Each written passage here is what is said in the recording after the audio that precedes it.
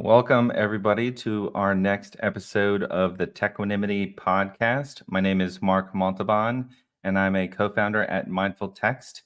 We help people learn mindfulness through text message. And with me is my co-host, Cynthia Phelps. Great to be here. And my company is named Inner Ally, and it's all about helping you create a compassionate inner voice for yourself. And today I'm very excited because we have a guest that has been instrumental in my own path, and her name is Susan Piver. And let me just read a little bit about her for you. Susan has been a student of Buddhism for over 30 years and a teacher for over a decade. In 2011, she created the Open Heart Project, a virtual meditation community with now close to 20,000 members worldwide. Her vision for a virtual community well predated the popular use of Zoom, and allowed people from all over the world in any time zone to practice meditation together. She is a New York Times bestselling author of many books, including Start Here Now, an open-hearted guide to the path and practice of meditation, The Wisdom of a Broken Heart, The Four Noble Truths of Love, and her most recent title, The Buddhist Enneagram, 9 Paths to Warriorship. Susan teaches about communication styles, relationships, creativity, and mindfulness. And she's also skilled in marketing, branding identity, and product consultation in the areas of spirituality and wellness. And so welcome, Susan Piver, to the Techquanimity podcast. I'm so glad to be with both of you. I really look forward to the conversation.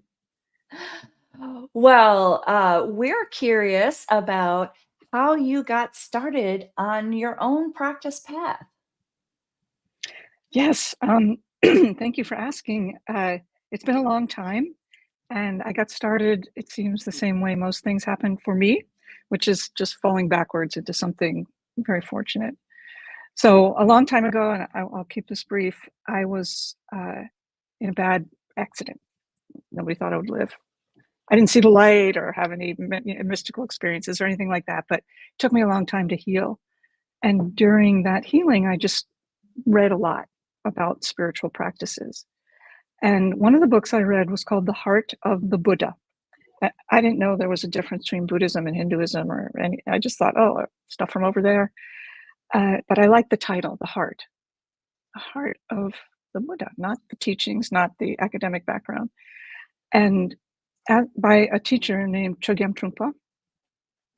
And as I was reading, it was like surreal to me. I thought, well, this makes sense.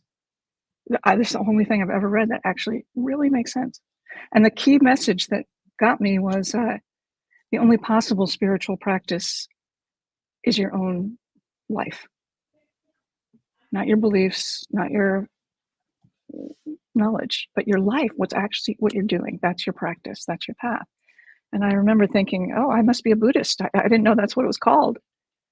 And then fast forward, synchronicities, happenstance, I ended up meeting the person who published that book.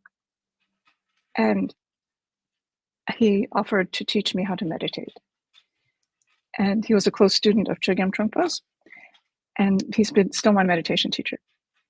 That's almost 33 years now. So there's no second thoughts here for me.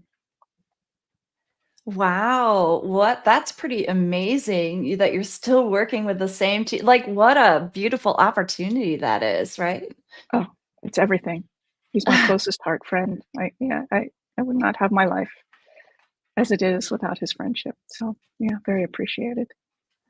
So maybe you could give us some insight into what your personal practice looks like on a daily basis. Sure. On a daily basis, I meditate from 0 to 60 minutes every single day. I love that answer. Those are the facts. And I do a breath awareness meditation called Shamatha Vipassana, mindfulness awareness meditation. That's been my foundational practice since day one. And I also studied certain teachings within Tibetan Buddhism, which is, again, where I started and where I remain in my practice journey. And those teachings, and there's certain practices associated with those teachings that I do from 0 to 7 days a week. And but always breath awareness. And then, of course, I study and go on retreats, and have been lucky to dive deeply into a certain segment of the teachings within Tibetan Buddhism that I'm happy to talk about. I'm happy to not talk about because it might be boring, but yeah. So that's what and I'm a teacher, and I have found that the teaching path for me is the best path. It's the most profound. It keeps me honest. I don't want to bullshit anyone. I have to really understand things myself in order to be responsible in my work. And so that's my best practice, I would say. Don't you agree? Do you find the same, you guys? I think that it's the single most thing that keeps me on my path is teaching, because I feel like I have a responsibility to the people that I'm teaching. And so I have to, in the startup world, we say, eat our own dog food. Much dog food has been consumed. Yeah. That's great. That makes you trustworthy, in my opinion. Well, I just want to tell a little personal story. When I first started studying meditation, I was fresh out of academia, and I was really just a walking brain. I just didn't have any other idea that I had a body or that mindfulness was a thing. And when I started studying the science of self compassion, I started reading about mindfulness and all of the amazing outcomes that the West was just all of a sudden figuring out. and I tried to meditate, and that was pretty hard because my strategy for success in life was overthinking everything, because that is like what had made me successful up until then. And so Sure. I was really pretty much struggling. And that's when I ran across you and the Open Heart Project. And I was a digital worker at the time. And so you were maybe one of the very first, if not the first, person to use technology to facilitate the teaching of meditation. So tell us about like how you chose to use technology and kind of the evolution of the Open Heart Project. Yeah, I'd be happy to. And I'm glad our paths crossed. That makes me happy to hear. And I hope that that was useful. And I'm glad to know that. Well, a couple things made me do this. One was I'm very introverted, and I don't really I don't work with people one-on-one. I don't, I love to teach, and I'm happy to teach retreats and go give talks and all that. But basically, I want to stay home. And I remember I was on a long retreat, one of the first long retreats I ever went on. It was like 2 months. It was very long. And one of the things one of the teachers said was, everybody has to do something right now. We all just something to help. And I remember thinking, oh, well, I'm a teacher by happenstance. And every time I would end up teaching something, I would say, well, if you want to continue to meditate, that's great, but you should find a meditation instructor, because it's a wonky practice. And it's like getting one eye to look at the other eye. And you think, oh, I'm not good at it, or whatever people think. It's hard, just as you said. And I remember the first time I said that, someone said, I live in a yurt outside of Juneau, Alaska. Where's my meditation instructor? Someone else had just moved from New York City to Uruguay, and said, I don't know how to find a meditation instructor there. So just on the spot, I said, well, if you give me your email address, I'll send you a meditation video, like every day or something insane like that. Gradually, it was 3 times a week, and then turned to once a week, which it still is. And it just started growing. It people just started signing up for it, partly because I'd written books, and so some people already had signed up for my newsletter, which didn't exist at the time, and partly because I kept teaching. And then it was full, and remains to this day, full word of mouth. We've never bought a list. We've never done anything like that. But at a certain point, well, I think when I started, there were 800 people because I had this non-newsletter that people had signed up for.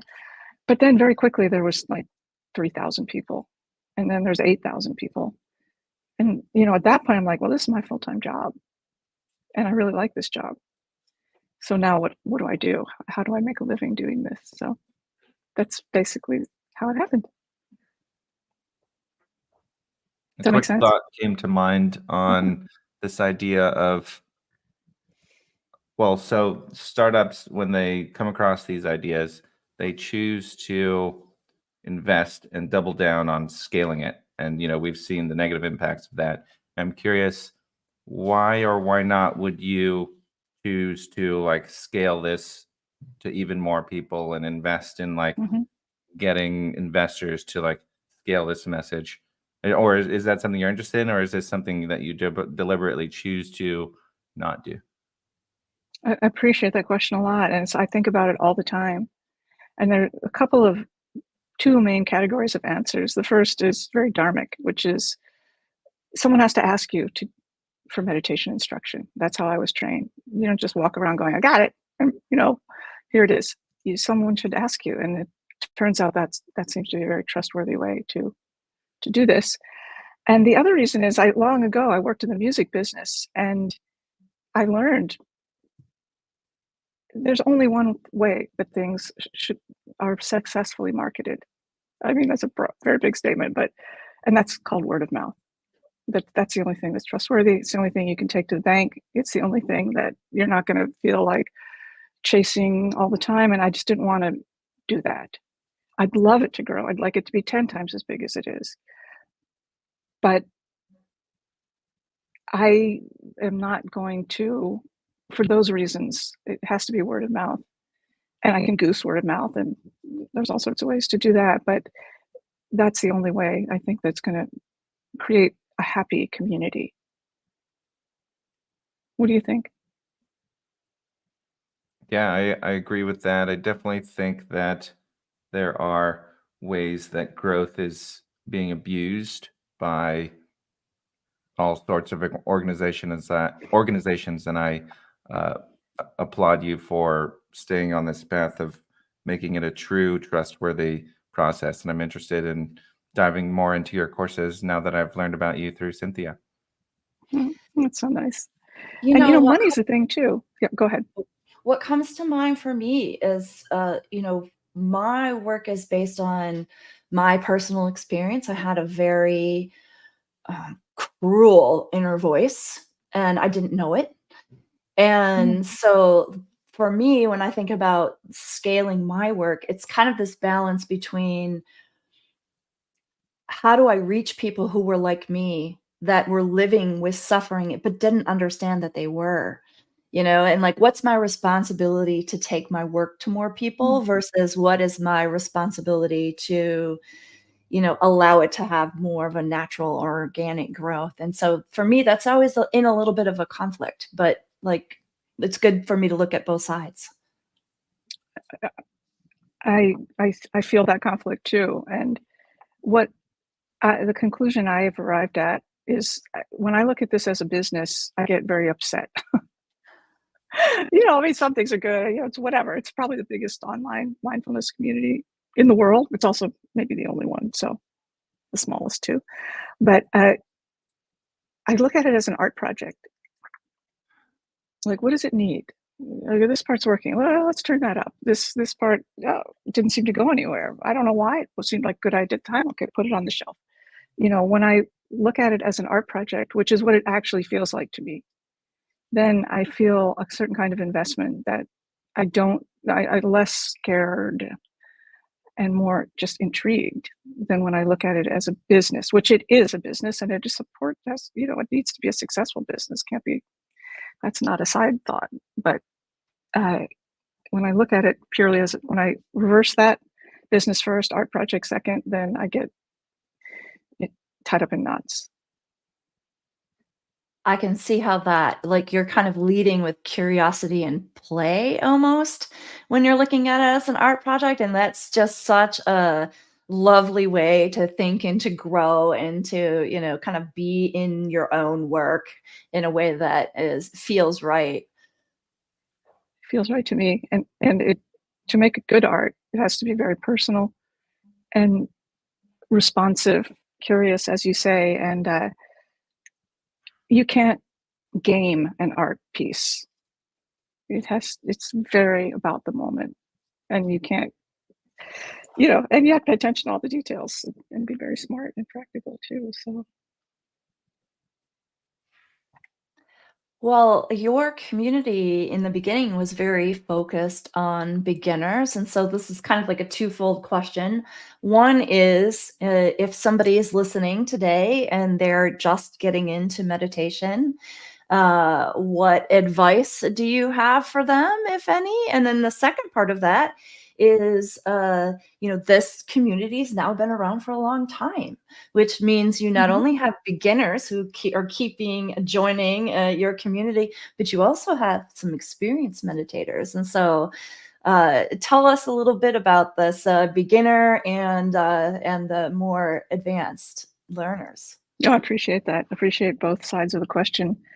So if someone wants to learn meditation, that's great. I would say the most important thing is to learn it from someone who's been trained to teach it, because it's very intimate and complex, even though the technique itself is bizarrely simple. But it's been around for 2,500 years, this particular style, and it's been screwed up and led lots of people to full liberation from suffering. And so you want to learn it from someone who's been trained to teach it and is trustworthy. And what makes a teacher trustworthy, in my opinion, is connection to a lineage. Very important. Doesn't mean you have to be a Buddhist or anything like that. But I was taught to meditate by someone who was taught to meditate, in his case, by Chogyam Trungpa Rinpoche, who was taught to meditate by Khenpo Gangshar, who was taught to meditate by his teacher, by her teacher, and so on, all the way back. Now, I'm not standing in for a Buddha, but that unbroken line of transmission is what makes the practice instruction powerful. Anyone can explain it. Mindfulness of body, mindfulness of breath, mindfulness of mind, do it. But teaching meditation is more than an explanation, it's a transmission. And the lineage is what makes the transmission quality alive. So, long-winded way of saying, find someone to teach it who has been trained. And the second piece of advice I would give is, you're never going to be good at it. Ever. Ever. And it doesn't matter. That just makes my whole body go like, oh, okay, thank God. Right? You're never going to be good at it. Because it doesn't work. It doesn't matter. Rumi, the poet Rumi said, out beyond the ideas of right doing and wrong doing is a field. I'll meet you there. And this practice takes place in that field. You will never do it wrong if you follow the technique. And you will never get it right, ever. So now what? That's a very interesting question. So you're not necessarily going to find any consequence from your practice while you're doing it. I'm sitting there just like anybody else. What's for lunch? I wonder if I have cancer. Why did I say that? Whatever it is that, blah, blah, blah, going on. But when I look back, my whole life has changed. So we look for the consequences in our relationships, in our hearts, in our creativity, in our being triggered less easily. That's where it shows up, not while you're doing it. So just some thoughts on that point. And then, it's been a very interesting challenge for me, because I thought, well, I'll teach people how to meditate, then whatever happens, that's up to them. And I still feel that way, basically, because I don't know. But as you both know, and I'm sure many people watching or listening also know, when you meditate, things begin to change. Sometimes it's very subtle, sometimes not so subtle. But you're like, how is that sitting there doing nothing, making me cry or making me happier or whatever it might be? Well, anyone who says they know the answer, you should leave, because it's a mystery, which makes it trustworthy. So people have said to me, well, now what do I do? I want to know more about this. And if I was a Rinpoche or, had some credentials, I would say, well, you do this, then you do that, then you do the other thing. But that's not me. So all I can offer is what I do myself.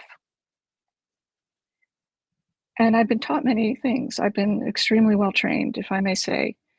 And the three things that help, and I won't go on and on about this, but the three things that keep the practice sacred rather than self-help, which is what I think we're all really looking for. Stress reduction, yay. But what is beyond my conventional mind? Yay for that too. You have to do three things. This is what I was taught. I'm not making this up. You make an offering. You can have a shrine table and light a candle. Doesn't matter if you do that or not, but some sense of I offer myself to whatever's happening. I don't know what's going to happen. Request blessings, which sounds woo-woo and religious, but it isn't. It's like none of us here got here in a vacuum, like in a pod.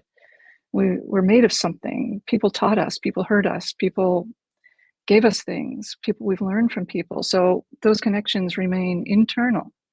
And that's where we find the blessings. It's not religious particularly, it's personal. So sometimes when I sit, I think of my Buddhist teachers sitting on one side of me and my ancestors sitting on the other side of me, and musicians who I love and people who have woken me up. Like, okay, we're going in together. Help me. Then you do your practice. And then the third step it's a very classical step, to dedicate the merit, to close your practice with a moment of saying, I hope whatever I just did here, I don't know what it was, I hope it can help other people. So now, how do you make those steps your own? I can tell you that I chant the four dharmas of Gampopa, the Heart Sutra, the supplication for magnetizing the phenomenal world, certain things that are very personally meaningful to me. But who cares what's personally meaningful to me? What is personally meaningful to you? Let me help you find that. So the guiding question that I can offer students is not, what does this mean? What is the Heart Sutra? What does the Heart Sutra mean? That's not a helpful question. What does it mean to me? That is a helpful question. I cannot answer it, but I can create a space, hold the space, however you want to say it, where you explore, what does it mean to you? And I'll try to be your friend. So, yeah. Thanks for sharing that. Those are some awesome steps, and I'm sure it'll be helpful for folks. I wanted to double click on a thought that you shared earlier about the importance of learning mindfulness and meditation from a teacher. I have some thoughts on why that's important. For example, if you're looking for therapy and you go to somebody that's not trained in therapy, might not be the best idea. Maybe that's not the right way of thinking about it, in particular with mindfulness and meditation. But I'm curious about your thoughts of perhaps even some examples of what can happen if you try and learn meditation from somebody that's not trained. Yeah, I appreciate that very, very much. It's a very important question. And the real thing to watch out for is trauma sensitivity. So meditation somehow has gotten this rep for, it's good for everyone all the time for everything. And it really, really isn't. And if you have mental illness diagnosis or you have trauma, acute or chronic, it can really be bad for you. It can really be hurtful. So very important to be careful of that. And to not learn from someone who went to 2 talks on meditation and now, like, oh, it's simple, I could probably explain to you how to do it. That's not a good idea. So on one hand, that's the danger, that it can be psychologically deleterious. On the other hand, if you learn from someone who, and much more common, if you learn from someone that cannot transmit the view, not just the practice, but the view, it's just going to become boring. And you'll be like, oh, I tried it. It doesn't work for me. And the truth is, meditation at some point is boring and hard. So it's very easy to then conclude, well, then I guess I'll try something else. And maybe it isn't for you. But when it gets boring and hard, that's a threshold that can benefit from some curiosity. But if you're being taught by someone that's like, oh, well, sorry, I don't have any suggestions for you on that point, or just try to think about, I don't know what, science, just aim for outcomes, then it will dry up and wither. And that's unfortunate. That's what I think. What do you think?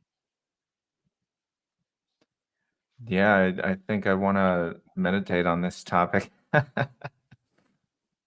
Certainly folks, when they hear about meditation, and certainly the science is definitely highlighting the how it's a stress reduction tool, and leading with that as the main benefit. I'm curious, before we jumped on here, we were talking about how that's a misconception. Perhaps you can talk a little bit about that topic with our audience here. Mhm. Yeah, I'd be happy to. Thank you. And it will help you with stress. I mean, sure, there's a lot of science there.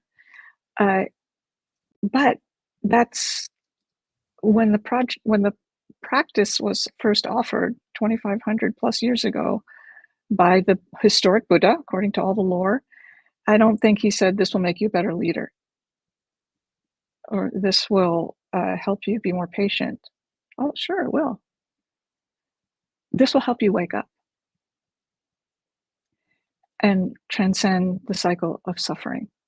And then you will be able to help others. That, I think, was more akin to the original context. And that gets left on the table. And that is unfortunate. And it's when we look at the practice as something transactional, I will do this to get something. Sure, go ahead. Nobody comes to meditation because they're like, everything's great. I'd be like, oh, I think I'll learn to meditate. Everyone's got some suffering, and sure, that's how we all got into this practice.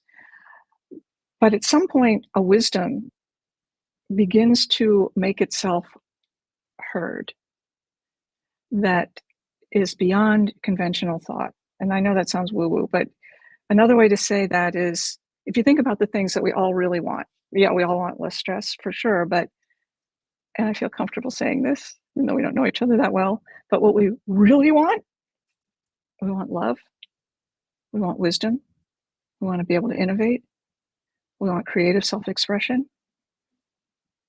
Now, those things all have one thing in common, according to my anecdotal observation, which is they are all things you receive. They are not things you can crank up.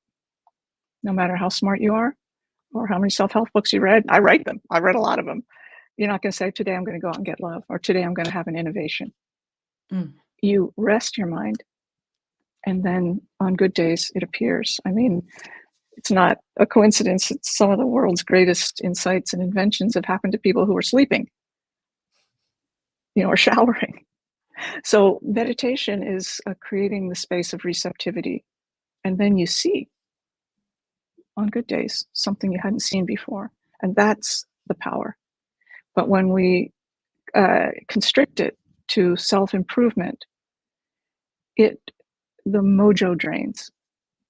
And we're all really working hard. I feel very comfortable saying that, trying to make a better life. And self-improvement, good. I'm doing a bunch of stuff myself. But when you put this practice in that category, it turns its back on you a little bit. That's my experience. But no one should take my word for anything. And I really friggin' mean that. You have to investigate for yourself and see if that's true for you. That's the most important teaching, actually, that there is. That is such a fascinating answer.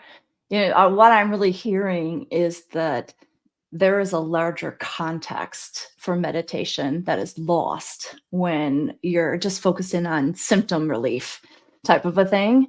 And it reminds me, years ago, I used to be a neuroscientist, and I would go to these large neuroscience meetings with all these very smart people.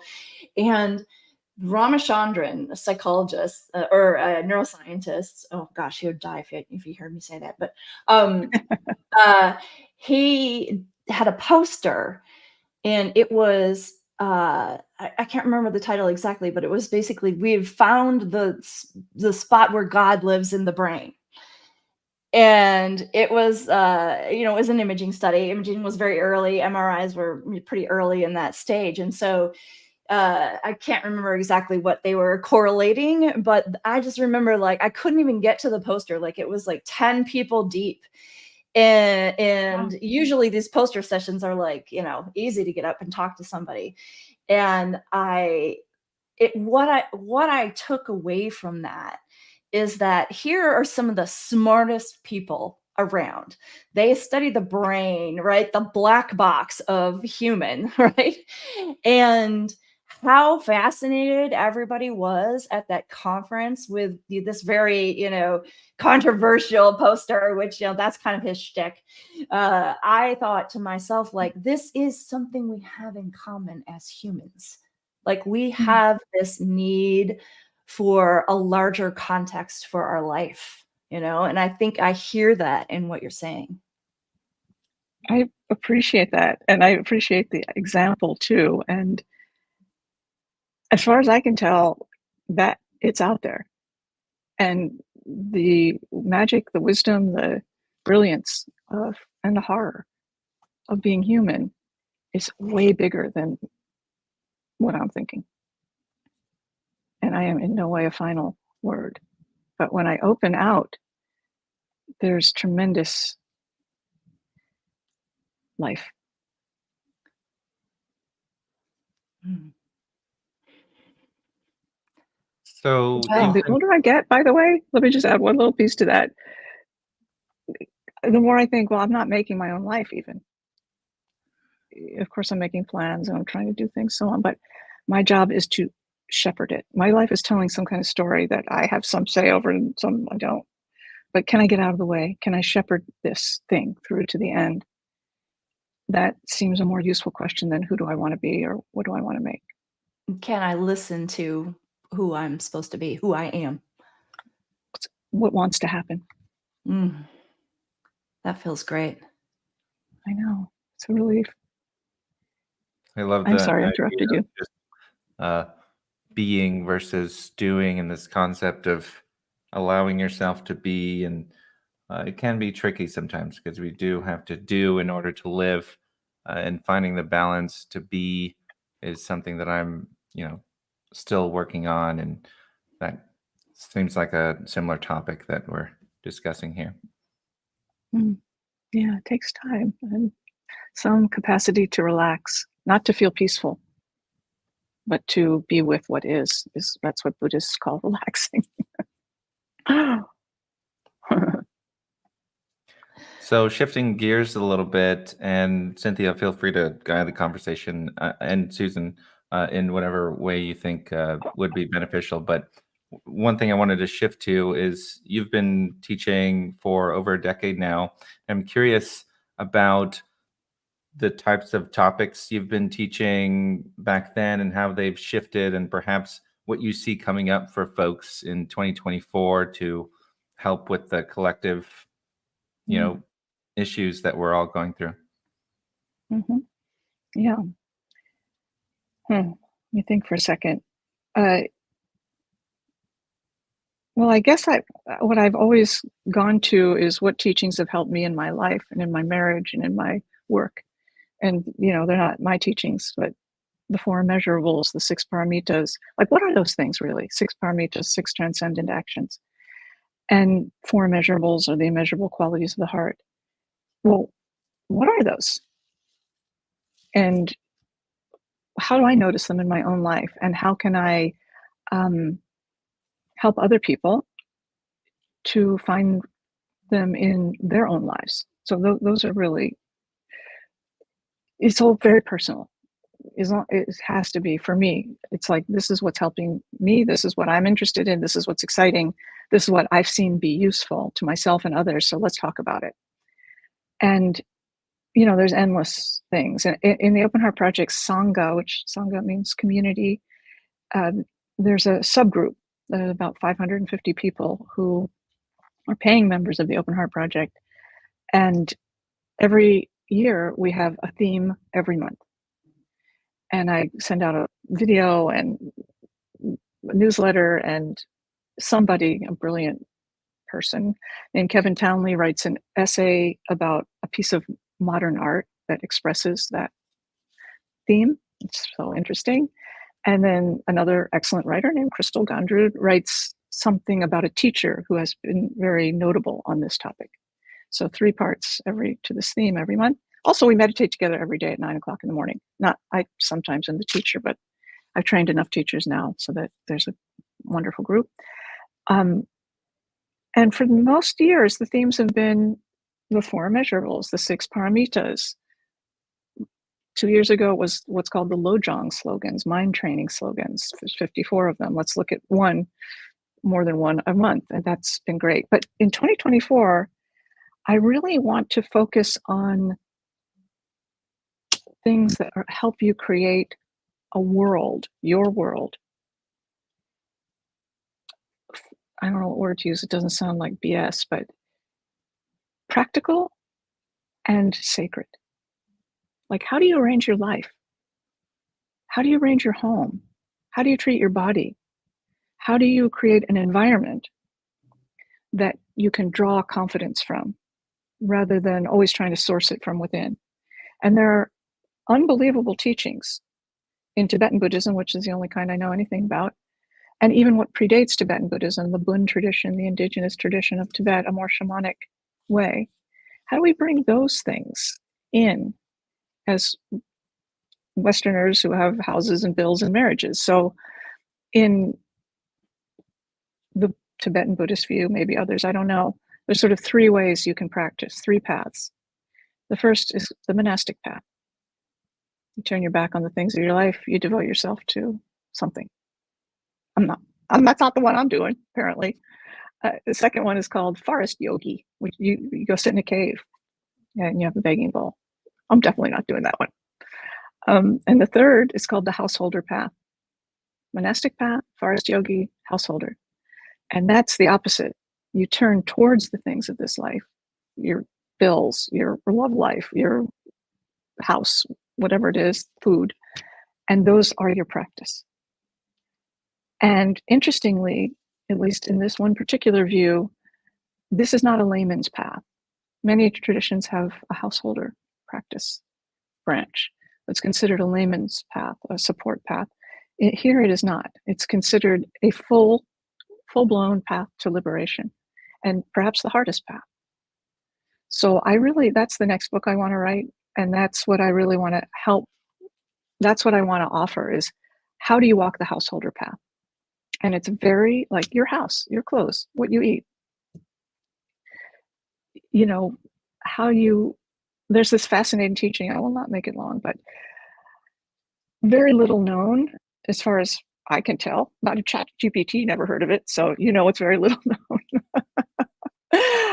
It's called the 7 Riches of the Universal Monarch, which these are words from the old school. I could probably find better words, but these are 7 things you need to create richness in your life. Not financial richness, not financial richness, but a sacred life. And I just very briefly, I think I can remember them. You need a consort. It doesn't mean you need to be married. It means you need some intimacy in your life. You need a minister, someone who gives you advice, good advice. A general. All these words are old school, but someone who protects you. You need some sense of protection. An elephant. You need an elephant, y'all. But that doesn't mean an actual elephant. It means some sense of purpose, that you just put one foot in front of the other. You need a horse, which here means a source of energy and vitality. You need a wish-fulfilling jewel, which means your gift. Yours, not mine. What is it? And are you putting it into play?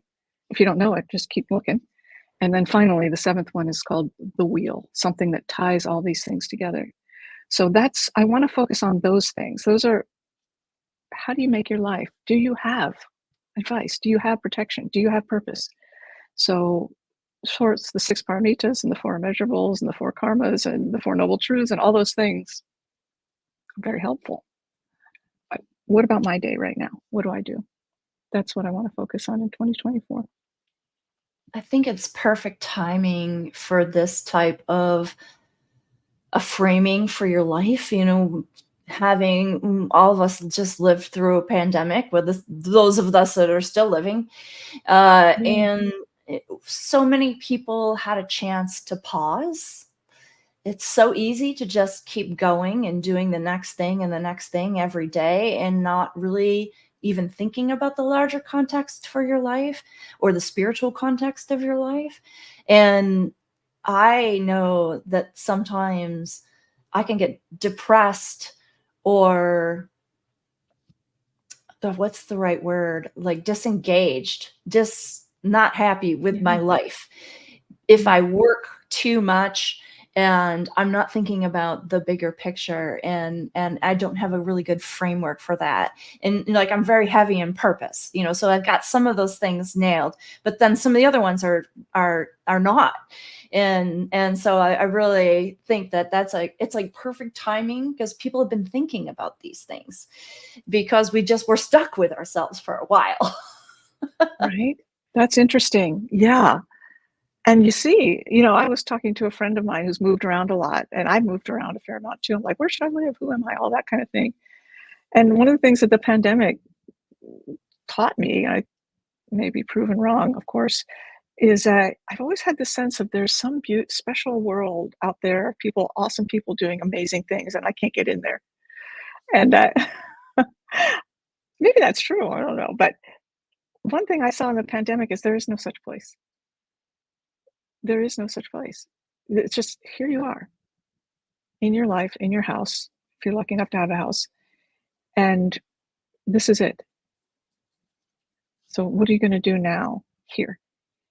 That's been sobering for me and a relief and kind of disappointing and inspiring, all of that, I would say. So I appreciate you saying that about the timing. And I think with all the insanity and the agitation, very well placed agitation about everything, I think, well, I cannot stop the planet from warming up.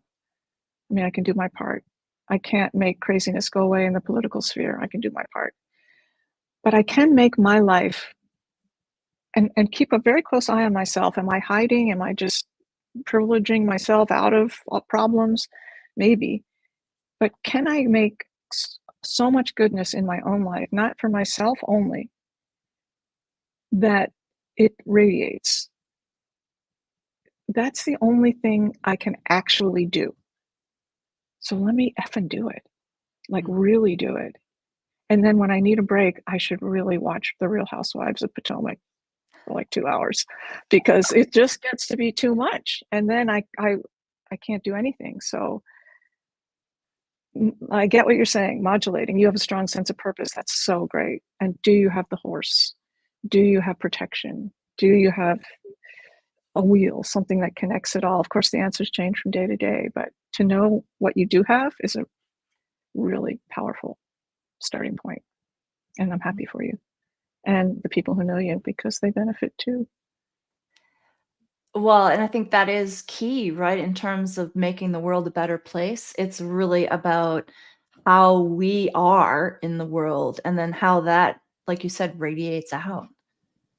Yeah. Oh, so Yeah. I see that in the new year, you're also doing an event called Building a Mindful New Year, 6 days of Dharma, free Dharma talks. That sounds very interesting. Maybe you could tell us a little bit about that. And for our viewers who are not familiar with Dharma, maybe your perspective on the Dharma. Yes, thank you. Thank you for asking that. Yeah, Dharma is one of the three jewels in Buddhism, the three things that guide you along the path. Nobody has to be a Buddhist to benefit from these jewels or to possess them. First is called Buddha, which just means awake. find some way of connecting to your own wakefulness, which is the practice of meditation for most people who want that. You got that one. Second jewel, Dharma, some way of looking at the path. Dharma can be translated as path or teachings or wisdom. Like, what wisdom comes up for you and what's happening for you? Look under the hood. That's a dharmic approach. And the third jewel is called Sangha, which means community, which weirdly is the most important one, because you're sitting there doing nothing. Why do I need to do this with other people? But I don't know why, but that's what makes it all coalesce. Anyway, so building a mindful new year, 6 days of Dharma talks, the 6 teachers, I'm the first one, and then there are 5 other really wonderful teachers from Zen tradition, Vipassana tradition, Tibetan tradition, like myself. And they're all going to talk about one of the 6 paramitas. Paramita means transcendent action. And so you think, well, everything's insane. How do I cross over from the shore of insanity to the shore of sanity? And in this view, this particular Mahayana Buddhist view, you only have to do these 6 things. And they're not ordinary, they're transcendent. First one is generosity. And what is transcendent generosity? Not ordinary. So that's what we're going to talk about. Discipline. And the paramita is sort of accordion from very expansive and generosity to discipline. Tighten it up, y'all. Generosity, discipline, patience, exertion, which means also energy or good effort. I'm blanking on the 5th one. I'll come back to that. 6th one is true wisdom. Like, what is transcendent wisdom, not my own brain. And the 5th one is concentration. Do I know how to focus? So they, again, accordion. So 6 days, 6 paramitas, 6 teachers. Each one will show up for about an hour, and it is free. And if it's not a good time, because they'll all be at 3:00 East Coast time, you get a recording if you register. So I love the building a mindful new year. I always learn a lot myself. Well, I've already subscribed to that, so I'm looking forward to that. Yay! So we have a little bit of time left. I'm curious if, Cynthia, we should ask our final question, or do we have room for another question? What do you think? I think we have room for another question if you wanted to ask something else. Yeah, so I really liked those 7 riches that you mentioned, and I was actually thinking about it from like a startup building perspective, and I was noticing how if you have all of those elements in place, it's a very good foundation to be working on something as a gift to the world, as I call it, or a startup, as other people call it.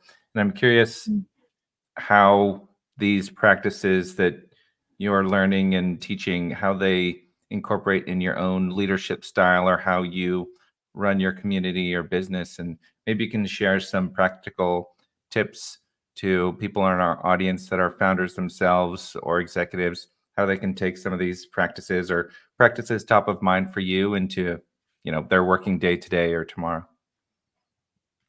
Thank you. Yeah, this is a question I have myself, and there's very little written on these 7 riches. But the first step, is to just become aware of what they mean to you. And you're never going to have all 7 perfected, but can you sense one of them in a moment? Can you sense the lack of one of them in a moment? So it always begins with just paying attention, not trying to make or fix or build, because that's a you punched a one-way ticket to Palookaville there. You got to start noticing, what do you have and what do you lack, and just be with that awareness. And then things start to metabolize from the awareness that are different than what might metabolize from effort. That's something interesting to note. So, but what I will say, there is another teaching that I use constantly as a leader, a teacher, and they're called the 4 karmas. And I'll just mention them briefly. Do we have time? So these are really helpful really practical for anyone who's trying to build something or just be in a relationship. I mean, they have universal application, I think. Karma here doesn't mean in the sense of what goes around comes around, because karma also means action. Action causes a result. And there are 4 karmas that, like the paramitas, are transcendent. But they're not qualities like generosity or patience, they're actions. So the first one is called to pacify. So you go into a situation, you want to build a business, you had a meeting, it didn't go well, people don't like you, people do like you, whatever it is.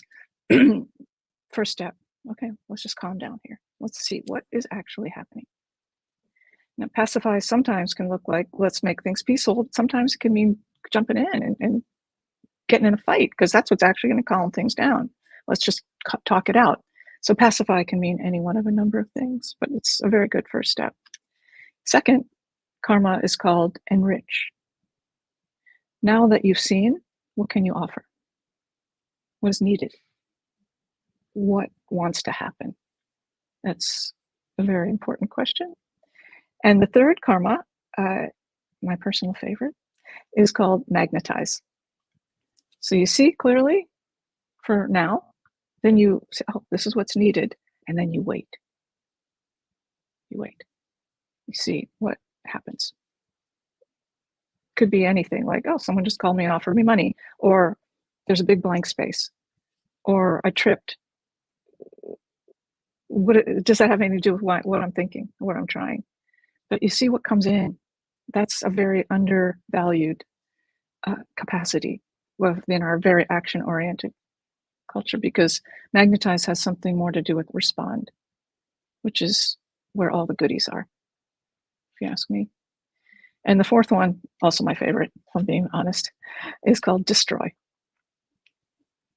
Pacify, enrich, magnetize, destroy. Now, some people don't like the word destroy. That's cool. You can say let go. What needs to go? What should dissolve? What do I need to cut at the root? Because as business people and human people, there are things we need to let go of. Stop doing. Stop trying. It's not working. Don't do it. So which of the karmas do you employ in a moment, in a day, in a phase of your business? To me, these are very instructive teachings. And, you can even think, I'm going to get somebody to eat. Okay, well, pacify, enrich, magnetize, destroy. Or I have this insoluble problem with this person I'm working with. Do I pacify? Do I enrich? Do I magnetize? Do I destroy? It gives a kind of framework for what is often felt, to me anyway, as a kind of clump of thought. Can I start to parse it? I find the 4 karmas to be invaluable.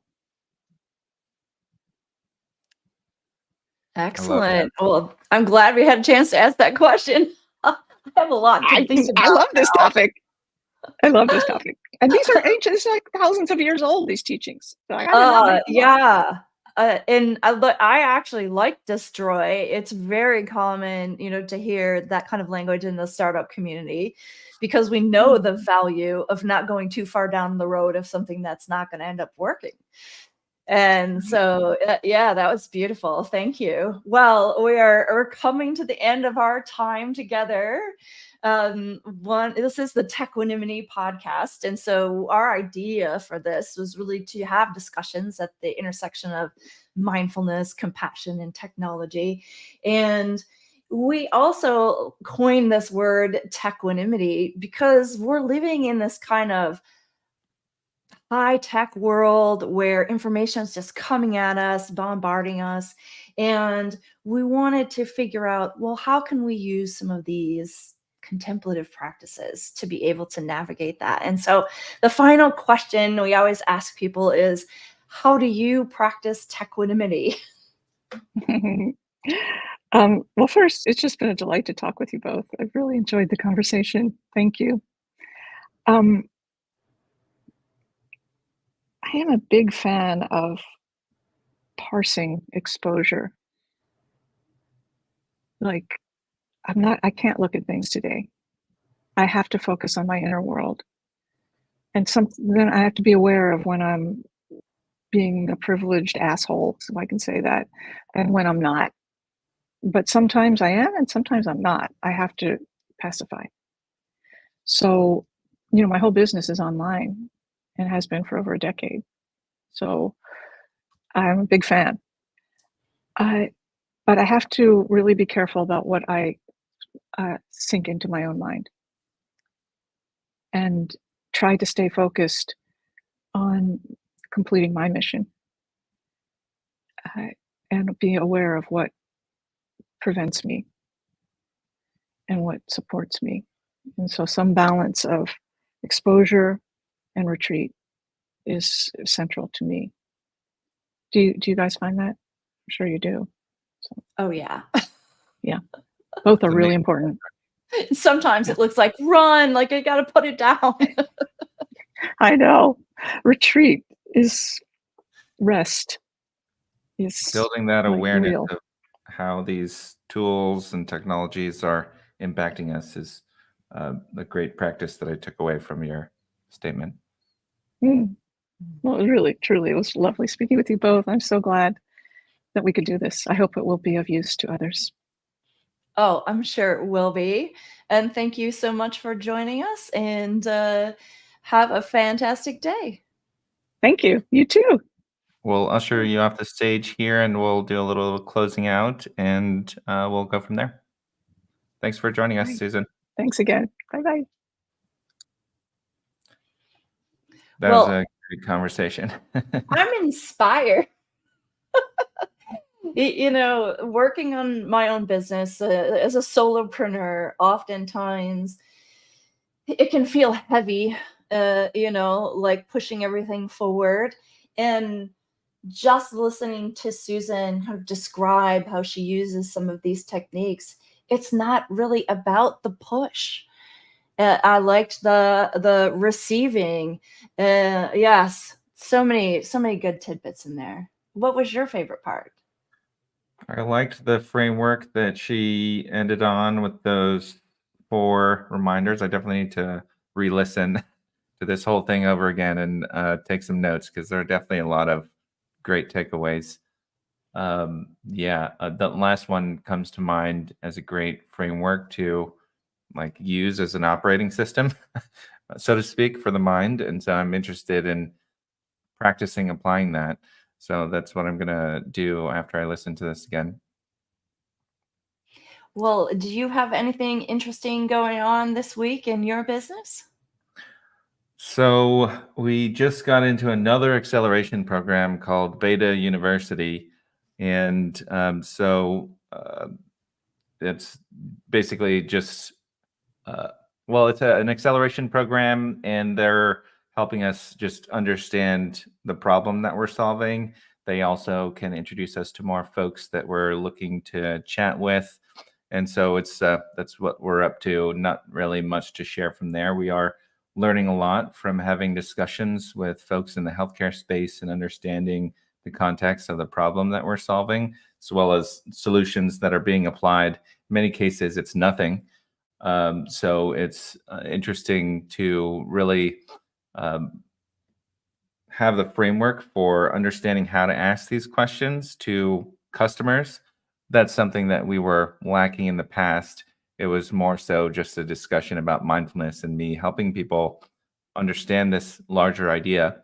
And now I've gotten much better framework on how to talk to customers, so to speak, rather than talk to people about mindfulness. So that's a little bit of the shift that's been happening. How about you? What's been going on for you? Well, like Susan was talking about, part of teaching mindfulness that's so important is to know how to work with people who have experienced trauma. And so I am almost at the end of my training with Tree Dr. Tree. He has a book, and he did his PhD work on trauma sensitive mindfulness. And so I'm almost done with that. Uh, and I'm looking forward to the new year. Awesome. I just did a comment here, doing a little bit of operational things at the end here, but okay. So That's awesome. We'll share this with folks and share this on podcasts, and we'll share some clips with everybody here. So looking forward to promoting this and getting people's feedback and thoughts on the episode. And we'll catch you all next time. Bye, everybody. Thanks, everyone.